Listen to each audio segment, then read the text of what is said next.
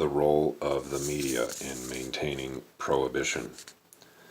The worldwide media frenzy over Michael Phelps's alleged toke illustrates the power the media wields in advancing the federal government's anti-marijuana agenda. Phelps's infamous bong hit never would have been a matter of public record had the international media outlet Great Britain's News of the World not published the photo.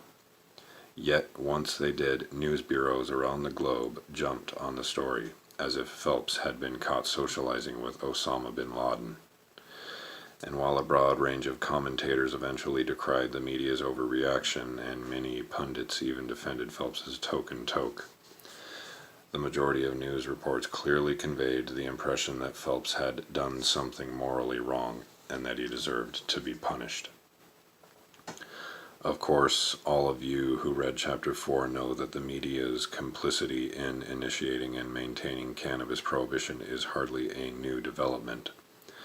The mainstream media not only dutifully reports on marijuana escapades of the rich and famous, but it also helps to advance the anti-marijuana agenda of the federal government.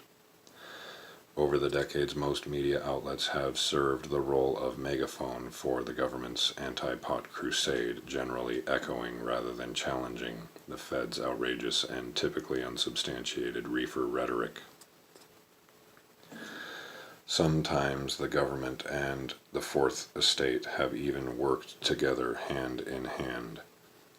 For instance, in 1997, the National Association of Broadcasters announced that it was joining forces with the government and the Partnership for a Drug-Free America to join the fight against drug abuse.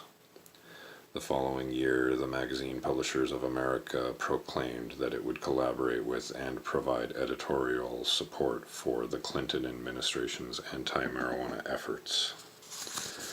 More recently, and perhaps most alarmingly, in 2005, the Government Accountability Office, GAO, determined that the Office of National Drug Control Policy had violated a federal ban on, appropriately enough, covert propaganda by using National Youth Anti-Drug Media Campaign funds to produce and distribute video news releases for local television stations to air on their nightly news broadcasts.